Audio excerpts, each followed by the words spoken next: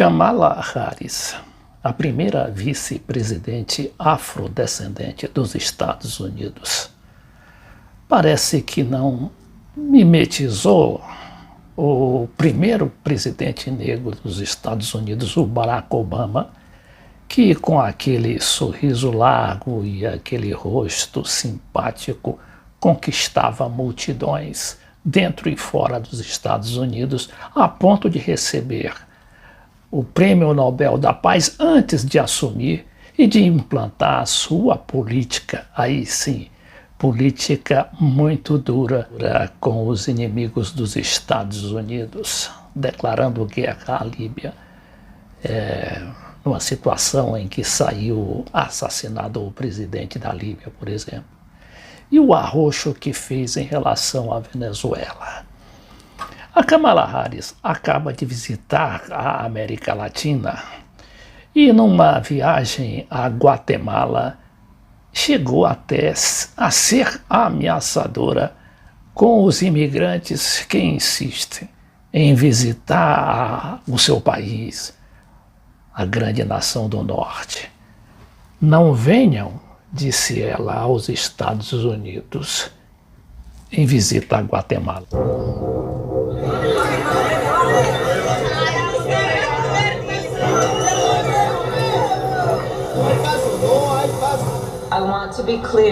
Quiero dejarle claro a la gente de esta región que está pensando en hacer ese peligroso viaje a la frontera entre Estados Unidos y México, que no vengan, no vengan. Do not come. Esta aí é a Kamala Harris, vice-presidente considerada uma durona em matéria de política internacional, principalmente, inclusive por causa de um cacoete profissional. Ela é advogada e foi procuradora-geral.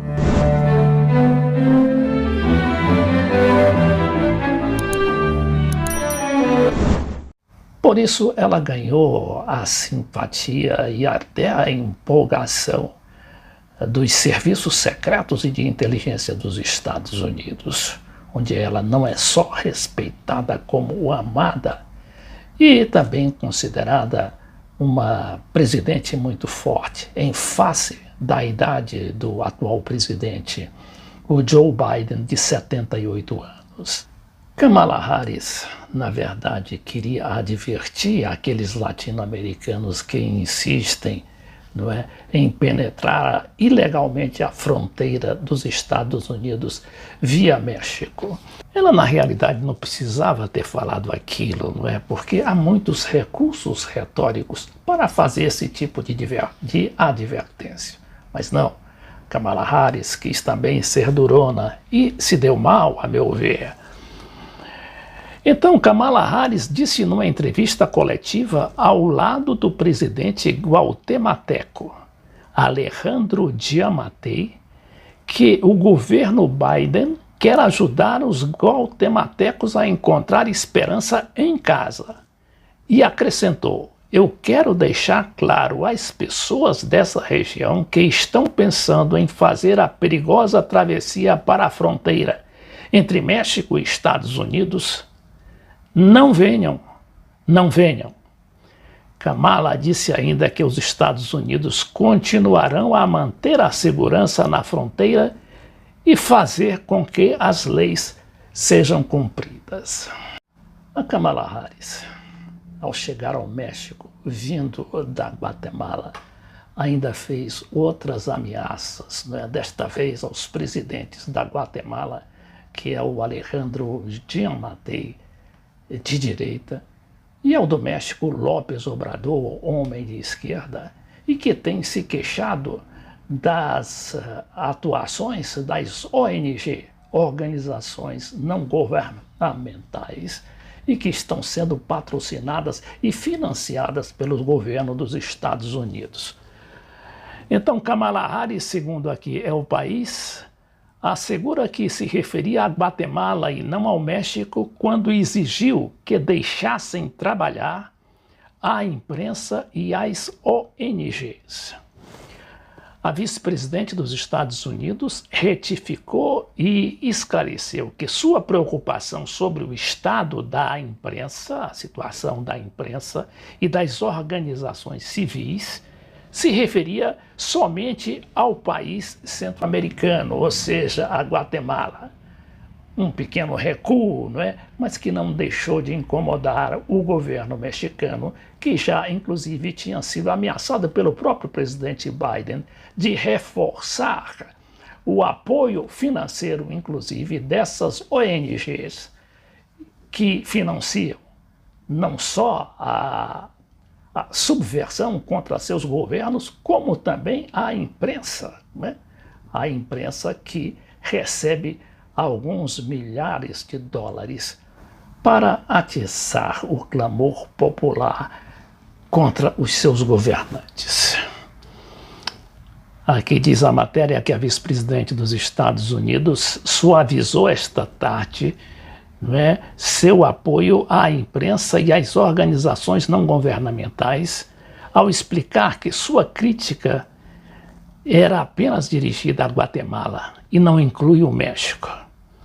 O esclarecimento de sua porta-voz Simone Sanders chegou horas depois de uma entrevista com a agência F da Espanha, na qual ela pedia que ambos países protegessem a liberdade de imprensa e as organizações civis. A declaração inicial foi amplamente difundida, já que chegava depois das críticas lançadas pelo presidente Manuel López Obrador, que acusou a USAID, aquela célebre agência de cooperação para o desenvolvimento, aliás, muito conhecida aqui no Brasil, desde a época do golpe militar de 1964. Então, López Obrador acusou essa USAID de responsável de financiar o golpismo ao apoiar algumas organizações que o mandatário considera opositoras. A polêmica sobre a USAID, continua o jornal É o País, e seu papel como financiador irritou nas últimas semanas o mandatário mexicano, que enviou uma carta pedindo o fim deste tipo de apoio. Segundo os dados do presidente, os mexicanos contra a corrupção e a impunidade, MCCI, que é como se chama essa ONG, uma das mais poderosas ali do México, recebeu de cooperação estadunidense nada menos que 50 milhões de pesos, uns 2,5 milhões de dólares nos últimos 3 anos. A Kamala Harris fez essas suas observações ou ameaças no momento em que vários países da América Latina experimentam uma situação de alta combustão política, principalmente.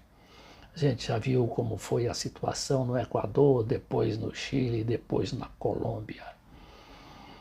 E agora houve essa reação popular elegendo um presidente de esquerda no Peru, o professor Pedro Castillo. Agora, se ela se recordar do que houve com o vice-presidente Richard Nixon em 1958, quando numa turnê pela América Latina, começando em Montevidéu, ele foi hostilizado a ponto de, ao final de sua viagem, ser agredido pessoalmente juntamente com sua comitiva e a esposa Pat Nixon. Mute evidence of the attack.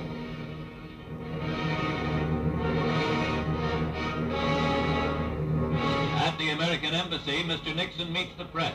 Speaking of the attack, he says it is not easy to endure the kind of activity his party went through. The visit to Venezuela is cut short. Vigilant guard. É que diz que a visita do vice-presidente Richard Nixon à Venezuela foi interrompida e ele teve de voltar às pressas para os Estados Unidos, de tão grave que se revelou a situação naquele momento, naquele país. Nixon que também tinha uma linguagem desabrida, não é? Muito mais, inclusive, que a Kamala Harris. Ele participou daquelas comissões na Câmara de Representantes dos Estados Unidos contra e de denúncia aquilo que ele considerava manifestações pró-comunismo, tanto nos Estados Unidos como no resto do mundo e, o que dizer, da América Latina. Set up a formidable protection shield, but always the Vice President reflects calm rather than concern after his turbulent experience. Diz que o vice-presidente se mostrou estar aparentemente tranquilo. Enquanto isso, o presidente Dwight Eisenhower, que era o presidente da época, em 1958, já preparava as forças armadas de seu país para uma invasão, caso houvesse qualquer outro tipo de hostilidade ao Richard Nixon.